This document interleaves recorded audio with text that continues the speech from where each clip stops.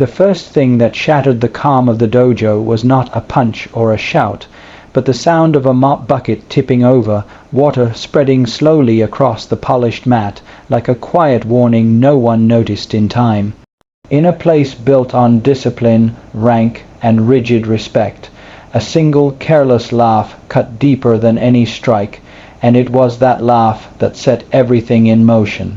What followed would expose the difference between power and strength, between ego and honor, and between a man who wore a black belt and a man who carried something far heavier in his soul. Before the story truly unfolds, take a moment. If you believe in kindness, in standing up for those who are invisible, and in second chances that change lives, please like this video, share it with someone who needs hope today, leave a comment, and subscribe to the channel. Your support helps stories like this reach the hearts that need them most. The dojo was a proud place, walls lined with flags, trophies catching the light, and students sitting in neat rows, their white uniforms crisp and spotless. At the center stood the instructor, a black belt whose reputation traveled faster than his temper. Years of dominance had shaped him into someone feared more than respected, someone who mistook control for leadership. To him, weakness was an offense, and anyone outside his rigid hierarchy was beneath notice. That included the janitor, an older man who moved quietly through the building every evening, sweeping, wiping, fixing what others broke without ever being thanked. His back was bent not just from age, but from a lifetime of being unseen. On that evening, as students cooled down from training, the janitor entered to clean the mats. His shoes squeaked softly, his movements careful, respectful of the space. But a careless foot sent the bucket over, water spilling across the floor. The sound echoed louder than it should have. Heads turned. The black belt noticed, and instead of patience, what surfaced was cruelty disguised as discipline. The laughter from a few students followed, nervous and unsure, feeding the moment. The janitor froze, eyes wide with embarrassment, already reaching for a rag, apologizing without words. That was when the man in the corner stood up. He didn't look special. He wore plain clothes, his posture relaxed, his expression calm. He was there because a friend had invited him to watch a class, nothing more. His hair was short, his face marked by old lines that suggested a life lived hard but honestly. He watched the scene unfold with a stillness that felt out of place, like the quiet before a storm. As the instructor's anger swelled and his humiliation of the janitor grew sharper, something shifted in the air. The man stepped forward, placing himself gently but firmly between the janitor and the black belt. He didn't raise his voice, he didn't threaten. He simply stood there, acknowledging the janitor with a nod of respect, helping him right the bucket, handing him the mop. That small act, so simple and human, struck the black belt like an insult. In his world, no outsider challenged his authority, especially not in front of his students. What he saw was not kindness, but defiance. What he felt was not correction, but humiliation. The challenge came quickly. The black belt saw an opportunity to assert dominance, to remind everyone who ruled this space. He dismissed the janitor with a wave, then turned his full attention to the stranger. The room tightened with anticipation. Students leaned forward, sensing something dangerous was about to happen. To them, it looked like arrogance meeting inevitability. A seasoned black belt against an average man who clearly didn't belong. They expected a lesson, but not the one they were about to witness. The man accepted the challenge without excitement, without fear. He removed his jacket slowly, carefully, folding it and setting it aside like someone preparing for a routine task. There was no showmanship, no bravado, just calm. That calm unsettled the instructor, but pride pushed him forward. He believed belts defined worth.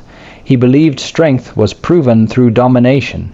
He had no idea that the man standing across from him had spent years learning restraint, control, and the cost of violence. As they faced each other, the room seemed to shrink. The flags on the wall fluttered slightly from a vent overhead, the American flag hanging heavy behind them, unnoticed but watching. The students held their breath. The janitor lingered at the edge, unsure whether to leave or stay. something in his chest telling him this moment mattered more than he understood. When the movement came, it was fast, precise, and almost invisible to the untrained eye.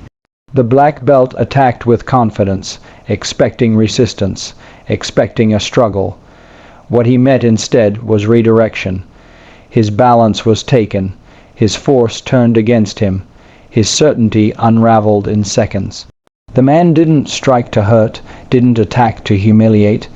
He controlled, neutralized, and ended the confrontation with efficiency that spoke of experience far beyond the dojo.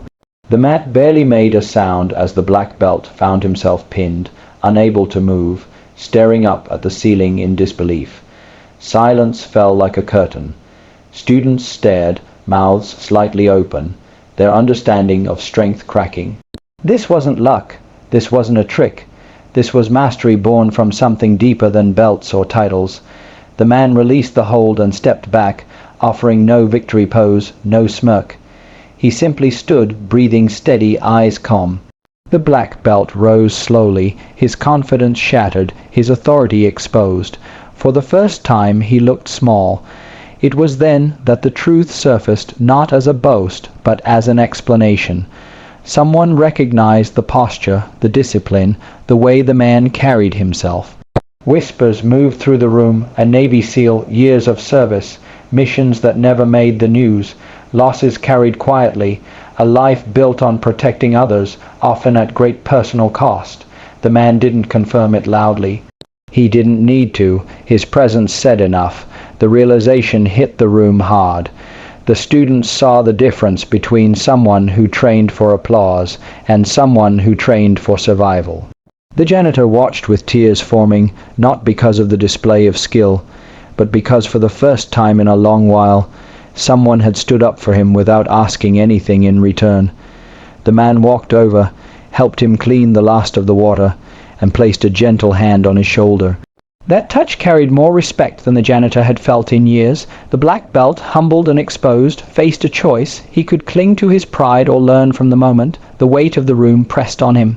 He saw his students differently now, saw the damage his cruelty had caused.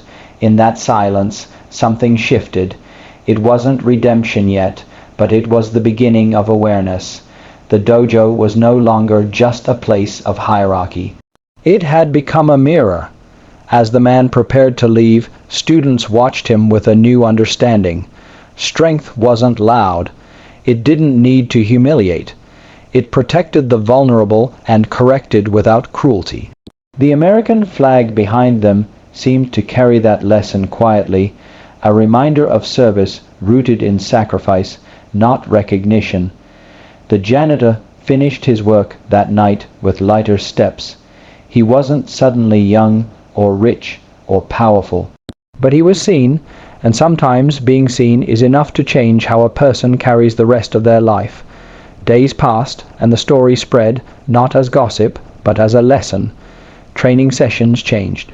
The black belt taught differently, slower, with more patience. Students helped clean the mats without being asked. Respect was no longer demanded, it was practiced. All because one man chose kindness over comfort, courage over silence. If this story has touched your heart even a little, if it reminded you that real strength is shown in how we treat those who can offer us nothing, please take a moment now to like this video, share it, and subscribe. Your engagement helps keep stories of humanity alive in a world that often forgets them. Before the ending, I ask you one special thing. Please comment below and share your thoughts. Have you ever witnessed or experienced a moment where kindness changed everything? Your words might inspire someone reading them today. The man never returned to the dojo. He didn't need to. His impact stayed behind, woven into the culture, into the quiet choices people made when no one was watching. Somewhere else, another room, another injustice, another chance to stand up awaited him. That was his way, not chasing recognition, but answering the call when it came. And long after the mats dried and the echoes faded, the lesson remained clear and unshakable. True power is not in the belt you wear, the title you hold, or the fear you command. It is in the moment you choose to protect dignity, to lift someone who has been pushed down, and to act with honor even when no one expects it.